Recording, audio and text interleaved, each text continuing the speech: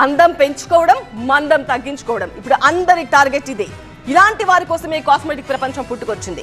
Anti ageing, facial, skin glow ఇలాంటి చికిత్సలతో ఈ మార్కెట్ విస్తరించింది. ఇప్పుడున్న సోషల్ మీడియాలో సైతం ప్రచారం పెరగడంతో చాలా మందికి కాస్మెటిక్ ట్రీట్మెంట్ పై ఆసక్తి పెరుగుతోంది. ఇంతవరకు బాగానే ఉంది. ఈ కాస్మెటిక్ ట్రీట్మెంట్ అసలు ఎంతవరకు సేఫ్? ఆర్తి, షెఫాలి మరణాలు ఇస్తున్న వార్నింగ్స్ ఏంటి? అసలు మార్కెట్లో ఏం జరుగుతోంది? వ్యాపారం, ప్రలోభాల పంజరం,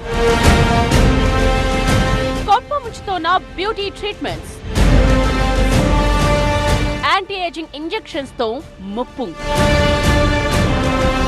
షెఫాలి మరణంతో వెలుగులోకి భయంకర నిజాలు. అందానికి ప్రాధాన్యం పెరిగింది. ఎవరికి వారు ఆకర్షణీయంగా కనిపించే ప్రయత్నం చేస్తున్నారు. మరింత నిగారింపు కోసం తహతహలాడుతున్నారు. మచ్చలు, గాయాల తాలూకు గుర్తులు మేకప్ చాటున దాచిపెట్టేందుకు శత విధాల ప్రయత్నిస్తున్నారు. ఇంతవరకు పర్వాలేదు. ఆ పరుగు ప్రాణాలకు ముప్పు తెస్తుందంటున్నారు వైద్యులు. ఇటీవల నటి, మోడల్ షెఫాలి మరణం అనేక ఆందోళనలను తెర మీదకు తీసుకొచ్చింది. Anti ageing treatments and fasting toxic cocktail ఆమె ప్రాణాలకు ముప్పు తీసుకొచ్చినట్టు తెలుస్తోంది. అందంపై ఉన్న ఇష్టమే ఆమె ప్రాణం తీసినట్టు ప్రాథమిక దర్యాప్తులో తేలింది. షెఫాలి కొంతకాలంగా యాంటీ ఏజింగ్ చికిత్స తీసుకుంటున్నారని సమాచారం. షెఫాలి ఖాళీ కడుపుతో కాస్మెటిక్ యాంటీ ఏజింగ్ ఇంజెక్షన్ తీసుకున్నారు. ఆ తర్వాత ఒళ్లు వణకడం, ఆ వెంటనే ఆమె తీవ్ర అస్వస్థకు గురయ్యారు. తర్వాత స్పృహ కోల్పోవడంతో తక్షణమే హాస్పిటల్ కు తీసుకువెళ్లినప్పటికీ ఫలితం లేకపోయింది. షెఫాలి ఇంట్లో anti ageing injection vials, vitamins, supplements, gastric మాత్రలు దొరకడంతో అందం ఇష్టమే ఆమె ప్రాణాలకు ముప్పు తెచ్చిందన్న అనుమానాలకు మరింత బలం చేకూరింది. అంతేకాదు, 8 ఏళ్ల క్రితం వైద్యుడిని సంప్రదించిన షెఫాలి ఆ తర్వాత కూడా స్వయంగా మందులు తీసుకోవడం ప్రారంభించి ప్రస్తుత వైద్యుల పర్యవేక్షణ లేకుండానే దీన్ని కొనసాగించిందనే అనుమానాలు కూడా బలంగా ఉన్నాయి. వాస్తవానికి చాలా మంది యాంటీ ఏజింగ్ ఇంజెక్షన్స్ తీసుకుంటున్నారు. స్కిన్ వైట్ అవ్వడానికి గ్లూటాథిన్, vitamin C, NIT+, mesotherapy, Botox, ఎక్సోజోమ్ మరికొన్ని ఇంజెక్షన్స్ తీసుకుంటారు. యాంటీ ఏజింగ్ ఇంజెక్షన్స్ నరాల ద్వారా తీసుకున్నప్పుడు గుండెపై ప్రభావం చూపిస్తుందని వైద్యులు చెప్తున్నారు. ఇంజెక్షన్స్ వల్ల ఏ విధంగా మనం ప్రాణానికి ప్రమాదం అయ్యే అవకాశం ఉంటుంది అంటే, మనకి కొన్నిసార్లు ఏమవుతుందంటే ఇంజెక్షన్ మనం తీసుకున్నప్పుడు అవి ఎన్ని ఇంట్రావీనస్ ఇంజెక్షన్స్ అనమాట. అంటే నరాల నుంచి తీసుకొని అది గుండెకు వెళుతూ ఉంటాయి.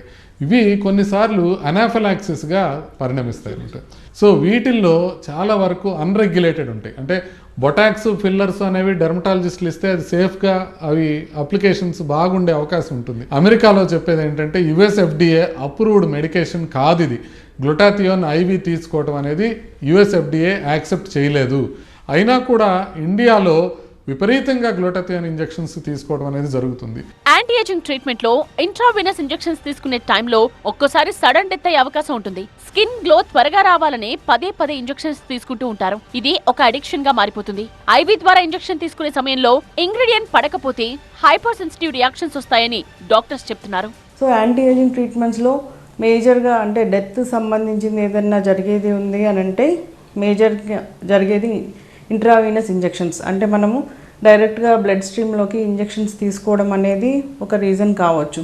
అలాంటి టైప్లో వచ్చేస్తే గ్లూటాథైన్ ఇంజెక్షన్స్ ఉంటాయి. కొన్ని మధ్య లేటెస్ట్గా హైడ్రేషన్ థెరపీస్ అని, కొల్లాజన్ బూస్టింగ్ థెరపీస్ అని చాలా టైప్ ఆఫ్ IV ఇన్ఫ్యూజన్స్ వచ్చాయి మార్కెట్లోకి.